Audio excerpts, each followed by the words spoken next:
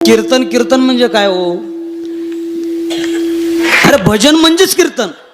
कीर्तन चांग होयांग हरिरूप ब्रह्मभूत काया होतसे कीर्तनी आणि भाग्य तरी ऋणी देवायसा. त्याला भजन म्हणतात. भजन म्हणजेच कीर्तन.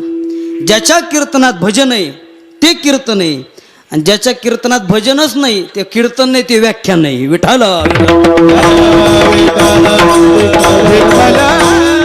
मग या भजन शास्त्रामध्ये फार मोठे बारकावे आहेत. रस्व दीर्घ इकार उकार हे सगळं बघितलं पाहिजे, नाहीतर अर्थ बदलतो. मंडळी लक्ष देऊन ऐका. तुझी आन वाहीन गा देवराया, पण म्हणताना लोक कसे म्हणतात? तुझी आन वाहीन गा. नगा म्हणजे मी घेणार नाही तुझी आन, अर्थ बदलला. अजून दुसरं प्रमाण सांगतो, गुण गायीन आणि ह्याची माझी. आता गुण गायीन आवडी हे म्हणताना कसं म्हणलं पाहिजे?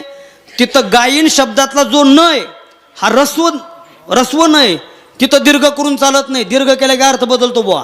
कसं काय म्हणताना म्हणते? गुण गायी नावडी. अरे अर्थ बदलला. म्हणून भजन महत्वाचं आहे. विठाला